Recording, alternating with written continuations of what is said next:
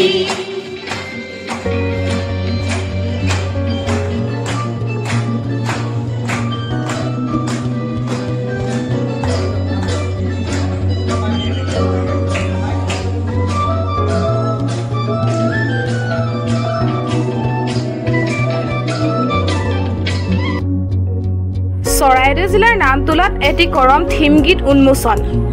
অসম চাহ জনজাতি ছাত্ৰ সন্থা চমুকৈ আটছা নামতোলা উপশাখা সমিতিৰ উদ্যোগত তথা তাউকা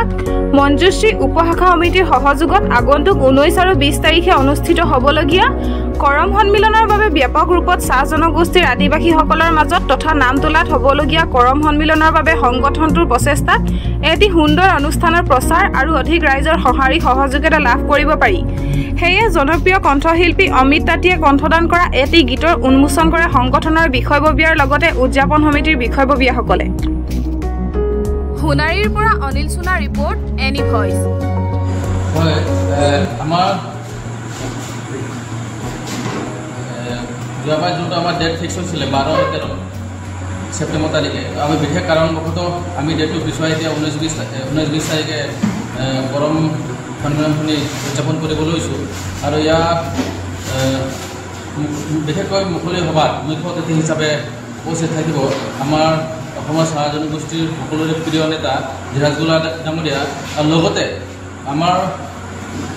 সকলো ৰাইজকে সহায় যোগিতা তথা উপস্থিতি কামনা কৰিম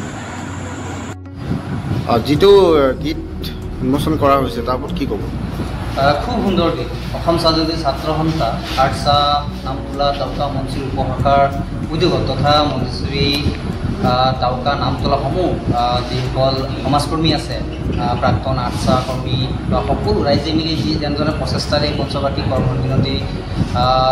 পাতিম বুলি যেনেধৰণৰ কথা দেখুৱাইছে আমি সঁচাকৈ উৎফুল্লিত হৈছোঁ আৰু যেনেধৰণে থিম ছঙৰ যি ব্যৱস্থা কৰিলে অসম চাহ জনজাতি ছাত্ৰ সন্থাক আমি লাগিছোঁ আৰু লগে লগে আজি এই উন্মোচনী সভাত যি ঘড়ী উন্মোচন হোৱাৰ লগে লগে আমি আমাৰ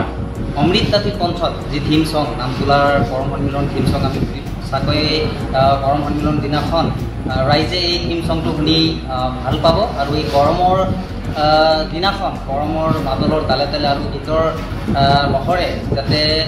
অনাগত সময় যি সাংস্কৃতিক দিশটো আগুৱাই লৈ যাওক আৰু অসম চাহ জনজাতিৰ প্ৰচেষ্টা যাতে সদায় অব্যাহত ৰাখক তাকে আমি কামনা কৰিছোঁ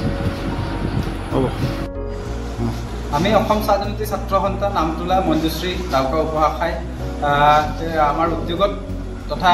সমূহ ৰাইজৰ সহযোগত আমি পঞ্চম বাৰ্ষিক কৰম সন্মিলনটি আমি নামতোলা চাহ বাগিচাত অনুষ্ঠিত কৰিছোঁ 19-20 তাৰিখে অনুষ্ঠানটো হ'ব আৰু এই অনুষ্ঠানটোত মই ক'বলৈ খুবেই মোৰ ভাল লাগিছে গৌৰৱ অনুভৱ হৈছে এই অনুষ্ঠানটোত আমি প্ৰথমবাৰৰ বাবে আমি এক স্মৃতি গ্ৰন্থ প্ৰকাশ কৰিব বিচাৰিছোঁ আৰু এই স্মৃতি গ্ৰন্থৰ কাৰণে মই আমাৰ যুৱ লেখকসকলক তথা আমাৰ সন্মান উঠি অহা উদ্যমান লেখকসকলক মই এটা অনুৰোধ জনাম আপোনালোকৰ লেখাসমূহ যাতে আমাক 14 তাৰিখৰ ভিতৰত দিয়ে আমি এই গ্ৰন্থত বাছনি কৰি পেলাই এই গ্ৰন্থত প্ৰকাশ কৰিম আৰু ইয়াৰ লগে লগে আমাৰ এই 19-20 তাৰিখে যি দুদিনৰ বৰ্ণাঢ্য কাৰ্যসূচীৰে আমাৰ সভাটো অনুষ্ঠানটো অনুষ্ঠিত হ'ব এই অনুষ্ঠানত প্ৰথম দিনাৰ কাৰ্যসূচীটো আমাৰ সন্থাৰ পতাকা উত্তোলন কৃষ্টি পতাকা উত্তোলন লগতে আমাৰ চিত্ৰাংকন কুইজ এইবিলাকৰ যোগেদি আমাৰ প্ৰথম দিনা কাৰ্যসূচীটো হ'ব আৰু দ্বিতীয় দিনা কাৰ্যসূচী আমাৰ খুব উল্লেখযোগ্য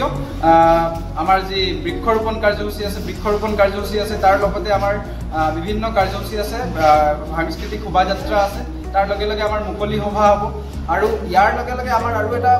খুব গুৰুত্বপূৰ্ণ বিষয় আমি লৈছোঁ যিবিলাক শিল্পী আমাৰ 24 ফেব্ৰুৱাৰী তাৰিখে গুৱাহাটী সৰুসজাইত গৈ পেলাই বিশ্ব অভিলেখ গঢ়িবলৈ সক্ষম হৈছিলে তেওঁলোকক আমি সম্বৰ্ধনা জ্ঞাপন কৰিম এই হেৰিতে আৰু লগে লগে আমি এই দিনটোত আমাৰ অন্তিমটো দিনত 20 তাৰিখে আমি নীল আকাশ আমাৰ সকলোৰে পৰিচিত জনপ্ৰিয় গায়ক নীল আকাশ ডাঙৰীয়া দেৱক আমি অনুৰোধ মৰ্মে আমি নিমন্ত্ৰণ কৰিছোঁ এই অনুষ্ঠানটো তেওঁৰ গীতৰ শৰাই আমি আপোনালোকে দেখিবলৈ পাব শুনিবলৈ পাব আৰু খুব গুৰুত্বপূৰ্ণ তথা খুব সুন্দৰ এক পৰিৱেশ সৃষ্টি হ'ব ইয়াতে মই ৰাইজক আহ্বান জনাইছোঁ যাতে আপোনালোক সকলোৱে আহিব এই অনুষ্ঠানটি আমি উলহ মালৰে সকলোৱে মিলা প্ৰীতিৰে আমি উদযাপন কৰিম আৰু আমি সাংস্কৃতিক দিশটো আগবঢ়াই